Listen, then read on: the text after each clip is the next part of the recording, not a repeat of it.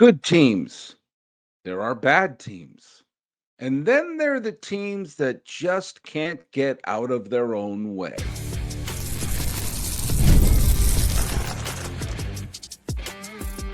You are Locked On MLB, your daily MLB podcast. Part of the Locked On Podcast Network, your team every day. Hello, baseball fans. Welcome to Locked On MLB, part of the Locked On Podcast Network. We're at your team every day. This is the daily podcast. We talk about all of Major League Baseball. I am your host, Paul Francis Sullivan. Please call me Sully. Today's episode is brought to you by Gametime. Download the Gametime app, create an account, and use code LOCKEDONMLB for $20 off your first purchase. Follow us on Locked On MLB Pods on Twitter, or whatever they're calling it these days, and on Instagram. I'm your pal Sully. I'm at Sully Baseball Podcast on Instagram. But the best way to get a hold of me is right here on the YouTube page. And if you are posting stuff on the social medias about us, here's what you need to do. You need to use the hashtag, where is it, Everyday Sully. And that basically keeps us up to date and helps me find the comments. If you put the Everyday Sully in there, boom, I can find it. I just got to search for that. And there you go. Now, I always read the comments.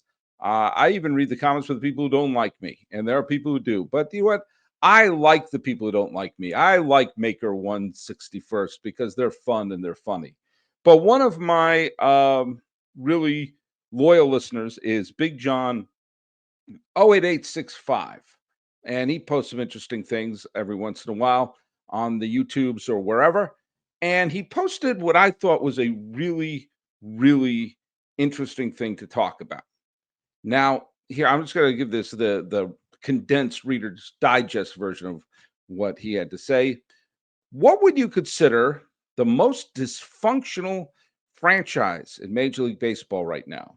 What is the one franchise that cannot get out of its own way? And I'll read a little more. I'll keep the condensed version up there. So the Rockies certainly have the worst record, but all things considered, what's the one franchise that can't get out of their own way? On the one hand, it could be the Rockies. On the other hand, the Athletics and the fact they don't have a permanent home and seem to want to alienate the fan base would certainly qualify them as being the most dysfunctional. I think it's a fascinating question because this is not necessarily a question of which team is the best, which team is the has the best win-loss record. You could have it's the franchise that keeps doing things based on their ownership, based on how the team is run, that seems to always find trouble and drive their fan base crazy. It's one thing if you have a lousy team. It's another thing if you have a disappointing team. It's also another thing if you have a team where the ownership's crazy, but they will sneak into the playoffs from time to time. But since Big John 08865, and that is his real name, that's what it says on his birth certificate, sent me this via the YouTubes, I've not been able to get it out of my head. And so I've been starting to think about it. There are some teams that I think, some franchises where the ownership can sometimes frustrate the fan base. I know Red Sox fans get very frustrated by Henry especially when they let the Mookie Bettses of the world go for chump change or for Xander Bogaerts going or doing little things to tick off the fan base. And then every time Red Sox fans say, do you know what, I'm done with this team, they make a playoff run. And they remind us. And he knows that. And when I hear Red Sox fans say things, I know some who have said, I wish Henry would sell the team. I will remind him that he bought the team in 2022. And if you came up to 1 million Red Sox fans he bought the team in 2002. Sorry. He bought the team in 2002. And if I came up and surveyed 1 million Red Sox fans, and I said to them, this ownership group will have a World Series title in 2 years. And in the first 20 some odd years of their ownership, they'll have won the World Series 4 times. And 3 times, they will have eliminated the Yankees in the postseason. Would you take that?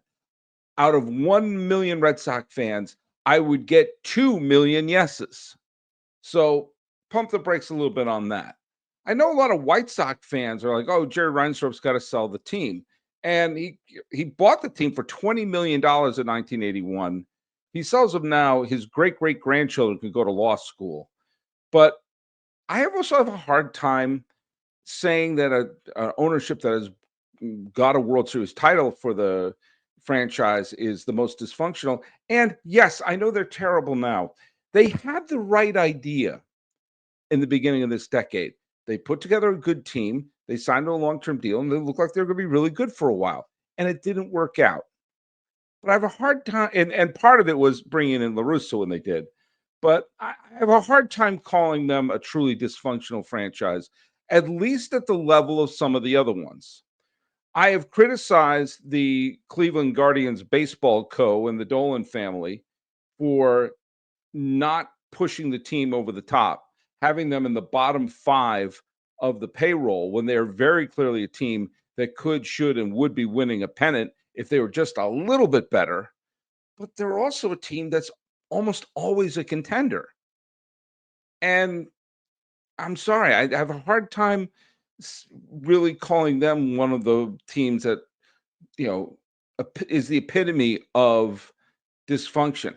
Yankee fans, I'm sure, would love Hal Steinbrenner to sell the team, but they also haven't had the team hasn't had a losing record since, well, before the wild card era. Since the wild card was instituted, there's not been a Yankee team that finished below 500. And they've won a bunch of titles, and they're always putting an entertaining product on the field. So, again, this is not what I'm talking about. And I'm not even talking about the Blue Jays, who should be a great team and should be a huge market club. And something's just not clicking with them. There are a couple of teams whose ownership, and you can point directly to the ownership, have made for the lack of a better word, atmosphere around the team that puts them consistently behind the 8 ball, consistently with an aura of losing, and consistently with an aura of, oh my God, can we just do anything to get these bozos out of the ownership, and maybe we'll have a chance. And I'm going to get into some of them after we come back. People come up to me all the time and say, Sully, how do you do it? How do you teach special education, earn a master's degree, and still do 5 podcasts a week? It's easy. I don't sleep. And I need that energy to keep me awake. And let me tell you something, that's where Trade Coffee comes in. Trade is the #1 coffee destination in the United States, delivering fresh, incredible coffee from over 50 of the country's top roasters. Whether you're a cold brew fan or a pour over purist, they've got a roast you'll love. Now, let me tell you something. I took Trade's quiz. It only took a minute, and the first bag they sent me wasn't perfect. It was good, but it was like, yeah, give me a little something else.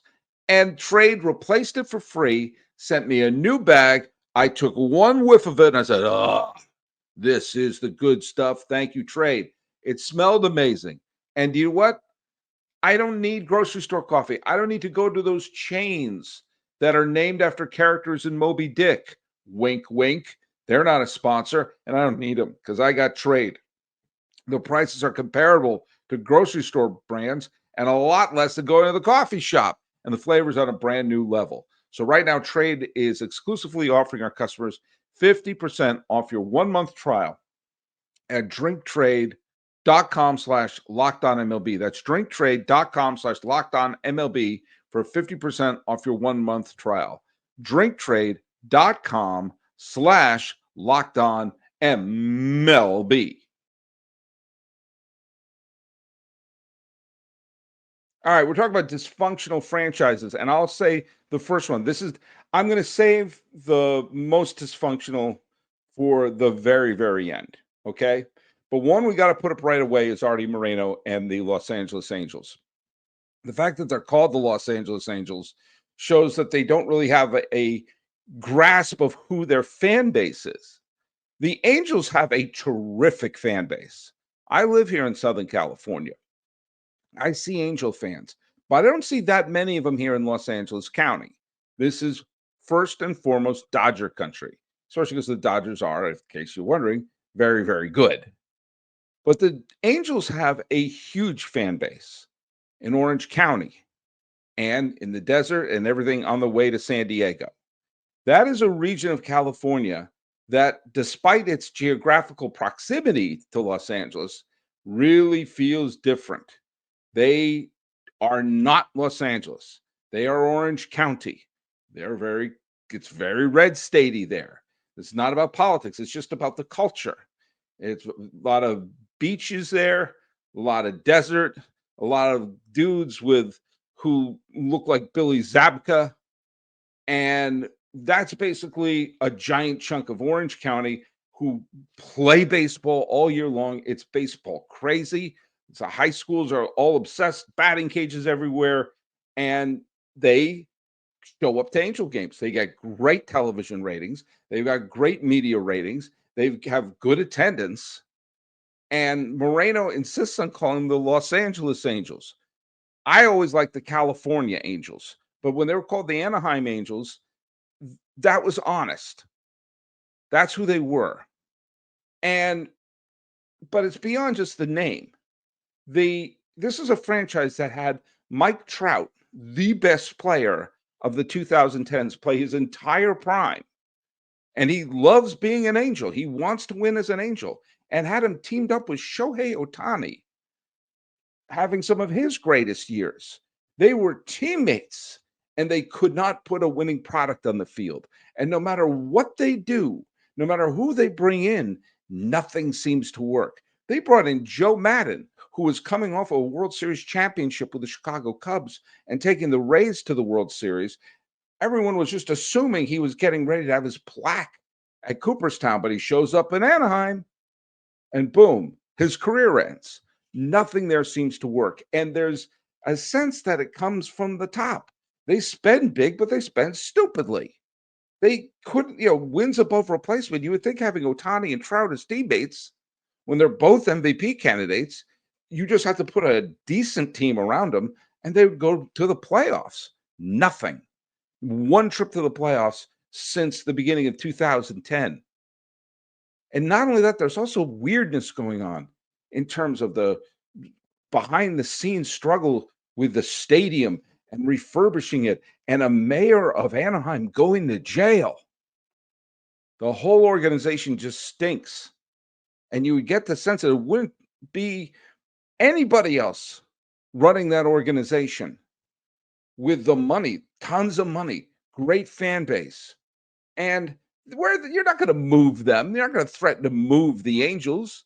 They're in a gold mine right across the street from Disneyland. All of that area goes right into the Anaheim, whatever the hell it's called now, Angel Stadium. I always keep calling it the Big A. So the Angels are definitely one of the most dysfunctional franchises. Another one, again, in a city that should be a glamour spot and a big free agent place, the Miami Marlins. Why is it in every other sport, Miami is a big glamorous city, except in baseball? Miami is a big city. Miami's a city where players probably want to live in, right? And a lot of them want to stay in Miami. It's glamorous, it's sexy, and they get to keep their money because of the tax situation. It's a glamorous franchise for every other sport, but in baseball, there's suddenly a small market team. Well, part of their dysfunction comes from that weird stadium that they have. I miss the statue with the dancing Marlins. But the stadium turned out to be a disaster and a giant fleecing of public money. And they have, of course, the fans don't show up because they don't trust them. They won a World Series in 1997. And before the parade was over, they traded away everybody. Then they stumbled across another championship in 2003 and had some younger players on that team that they could have kept together. But no, they broke that team up. They had an outfield of Giancarlo Stanton, Christian Yelich, and Marcell Ozuna, along with the late, great Jose Fernandez on the mound. They couldn't put a winning product together there. And the fans just don't trust them. even when they go on a spending spree like they did before 2012, they know it's not going to last. They know they're going to put 2 sticks of dynamite on. And you saw that earlier this decade. You saw what happened earlier this decade when the Marlins had a good team. They made the playoffs during the COVID year, but they did again in 2023. They were starting to piece together a halfway decent squad of young players that were exciting. They weren't ready to win it all in 2023. But then again, that was the same year that the Diamondbacks made it all the way to the World Series. And who was picking them exactly? But they had a nice young team and they were starting to build something together. And before they could set anything together, they fired Kim Eng and they started trading away the pieces. Luis Ariz and everyone were on the block, which shows you they're a Mickey Mouse organization. They're not serious. If you can't build on 2023, then what the hell are you even doing? And that's from the top. That is absolutely from the top. That's from the ownership, Bruce Sherman and all of them, who bought the team for $1 billion tomatoes in 2018. And where's that gotten them? They got them to the playoffs. And they, oh, we can't have that. And so, no, Marlin fans, and bless all Marlin fans. If you're a Marlin fan, you're a terrific baseball fan because this team has done nothing but punch you in the face. You couldn't even savor the 2 World Series titles. The Marlins have won as many World Series as the Mets. They've won more than the Angels. They've won as many as the Phillies. And the franchise formerly known as the Indians. And look what happened. They can't even put something together. Yeah, that's an extraordinarily dysfunctional franchise. But we'll take another one here. The Pirates. And I'll tell you why Robert Nutting and company. Robert Nutting's owned the team since 1996. They've had 3 winning seasons under his watch. They've had terrific players come through there. But whenever a Garrett Cole or whomever is developed by them, out they go. They put together that great run in the mid 2010s, and just had the horrible luck that 3 straight years they were eliminated by a complete game shutout. Adam Wainwright in 2013, Madison Bumgarner in 2014, and the best Pirate team in generations in 2015 faced Jake Arrieta in the wild card game, and that was that. That was a fabulous Pirate team. But since then, they've done nothing. Absolutely nothing. And they've developed this player, that player, nothing quite happens. And then Paul Skeens shows up, falls on their lap. They have whiffed on so many first-round draft picks, but they hit one out of the park with Paul Skeens. And everyone just knows this franchise is so cheap that it's just an assumption that he's going to be traded. Now, they've said publicly that they won't, but this is a winnable National League Central. Who's the big powerhouse team here? The Cubs? The Cubs are vulnerable. The Brewers have been the team to win the division the last bunch of years. And they've not exactly been mistaken for the 1927 Yankees. Why can't they put together a team? And why do so many terrific pitchers come through Pittsburgh but wind up starring for other teams? You know, when you put that amount of money on the squad, you should eventually put something together. Pittsburgh is a sports crazed town, and they play in one of the best ballparks in all of baseball. You put together a homegrown team, or with players that come up through the farm that you may acquire and from trades. You put together a team that Pirate fans, that Pittsburgh fans, to be sure, can feel this is our team. They will come out and support them. They will go to that beautiful ballpark, fill it, and cheer on that squad. They are dying for it. They are dying for it. But they're more likely to see an NBA championship with some revival of the fish that saved Pittsburgh before they get a Pittsburgh Pirate World Series title. Bless anyone who gets that reference. So yeah, the Angels, dysfunctional. The Marlins, dysfunctional. The Pirates, dysfunctional. But do you know what? those teams are not the worst. Hey, let's hear from our friends over at Gametime. I've used Gametime a lot when I want to get tickets that I'm really planning ahead for, like when I went to the final game at the Oakland Coliseum, or I went to the NLCS at Dodger Stadium, or sometimes if I'm feeling, I don't know, a little spontaneous. There you go. Sometimes I do it that way. And the best way to get your tickets is to use Gametime. And Gametime is the official ticketing partner of Locked On MLB, and it makes it easy to browse an app for exciting upcoming games. And made it really easy if you want to find games either the night of or well in advance. You got to take the guesswork out of buying tickets with Gametime. Download the Gametime app, create an account, and use the code Locked On MLB for $20 off your first purchase. Terms apply. Again, create an account and redeem the code LOCKEDONMLB for $20 off. Download the Gametime app today. Last minute tickets, lowest prices, they are guaranteed.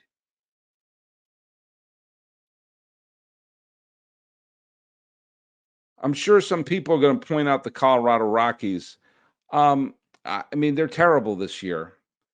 And I'm not 100% sure I'm going to throw them under the bus because, well, I want to see if they continue being this terrible for a while.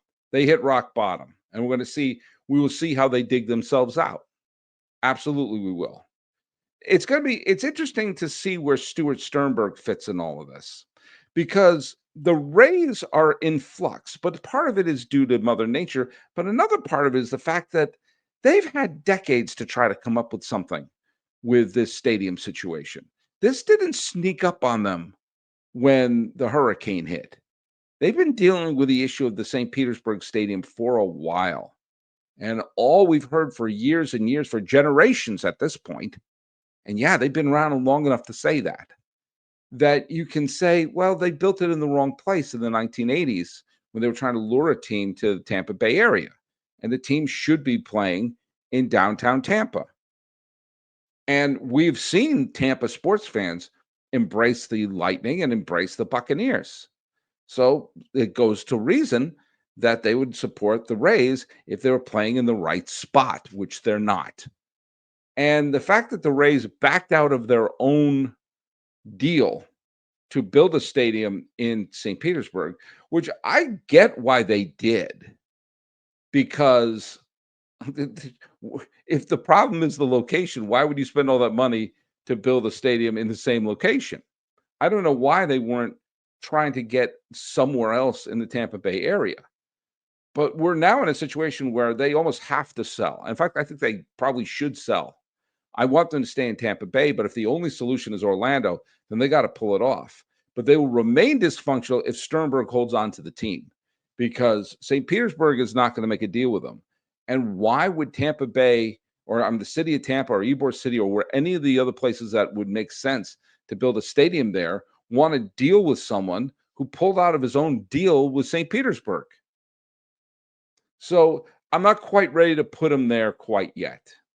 But along with the Nuttings and the Morenos and the Bruce Shermans. But obviously, the most dysfunctional franchise are the Sacramento Athletics. This is clearly a team that's been hijacked by a Nepo baby who took the team out of Oakland, not out of necessity, but because he wanted to continue getting revenue sharing. He's a billionaire. I'll never understand how billionaires will destroy things around them so they can get more money.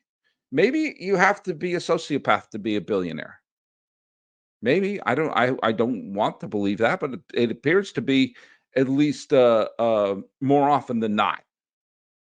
And so they're playing in Sacramento because he's lusting after Vegas. He had enough money to build a new stadium in the Bay Area.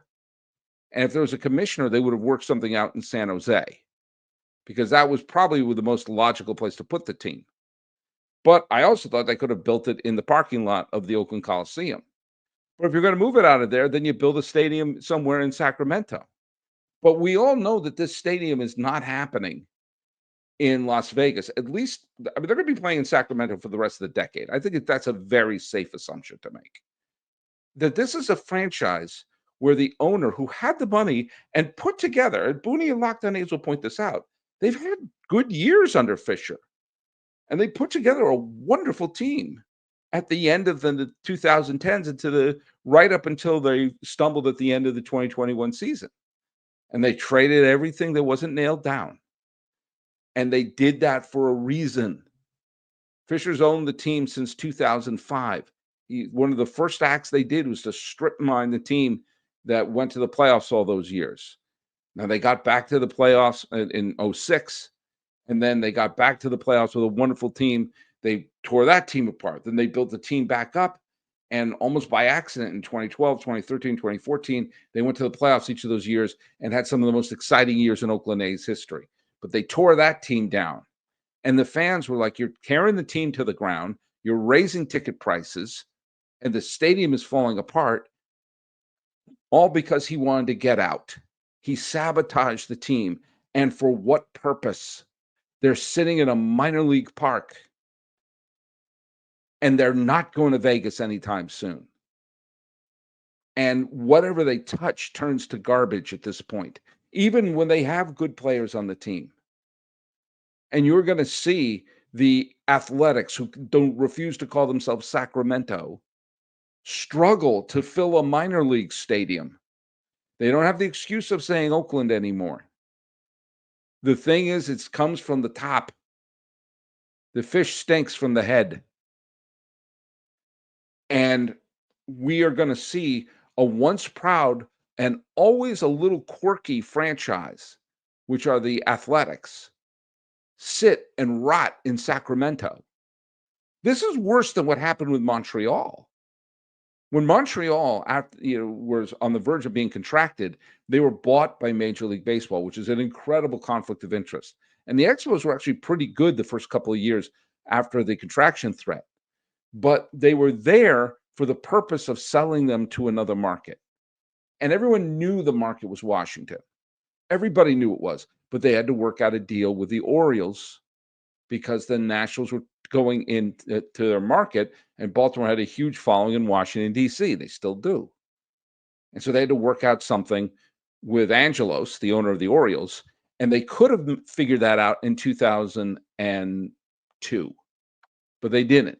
In 2002, 2003, and 2004, the Expos died on the vine in front of small crowds of understandably apathetic Montreal fans. But this is worse. This is a self-inflicted wound. And if he won't sell the team, and if they can't find the money to build the stadium, what exactly are we going to do here? He's destroyed a franchise. And we all know it. We all saw it happen in real time. And it's all because of him, Fisher. And we're seeing what that has done to the entire organization. And keep in mind, what's happening with Tampa Bay, they're going to find a solution, whether it's in Tampa or whether it's in Orlando. Or if they wind up moving to Nashville or to Omaha, and eventually there will be an expansion in baseball. And there's going to be an expansion in baseball, but they can't have it until the Rays and the A's figure this, I almost said a bad word, out. Yeah, Sternberg is a mess. And it's tough to deal with someone who pulled out of their own deal, and that's going to sabotage anything. Yes, the Angels are insanely dysfunctional. People have gone to jail over dealing with the Angels and their stadium situation. And the stadium situation is not going away anytime soon. They're not going to move, but they're going to have to either completely rehaul it or build a new stadium somewhere in Anaheim. I think they should build in the parking lot, build a brand new stadium there. But what the hell do I know? And yes, the Pirates ownership is a mess, but they're not moving anywhere either. They got too great a ballpark, and the possibility is there. And yeah, Miami's management is awful, and their stadium's been a flop. But there's the possibility of a new ownership coming in and saying, hey, Miami is glamorous. A lot of baseball players are from the South or the Caribbean. they like Miami. Let's go. Let's make this work. But what the hell is going to happen with the A's? This is going to go on for a while. And it's because of one guy and the way the ownership has made every decision. This guy can't even get running the bases with the kids right. This guy can't even get naming the team Sacramento right. And it's all happening because of dysfunctional management. So I think the A's have to be. I mean, I'm sure there's going to be people who say, what about the Twins? Well, the Twins at least put a decent product on the field and they draw well. What about the Reds? Yeah, the Reds are going to have to eventually put a better product on the field. But there isn't a situation with the Reds where you think, oh my God, this is a horrific situation. The Orioles are having a rotten year, but you know what? A lot of bad luck happened with them. And it's a brand new manager we're going to have to see. You know, Ken Kendrick and the Diamondbacks, they got their team to the World Series a few years ago, and they've had some bad luck as well. We're going to have to see what happens with that stadium situation that's looming. The Lerners in Washington, we're going to see they're building the team back up. The DeWitts in St. Louis, you know, the Cardinals, you know, don't sleep on the Cardinals. Things will always go well with them, and they'll turn some things around, and they've already done better. You know, sometimes the teams have their ebbs and flows and frustrating moments, but the Angels, Pirates, the Marlins, the Rays, and the A's. Those are your big five dysfunctional franchises. So basically, Big John 08865.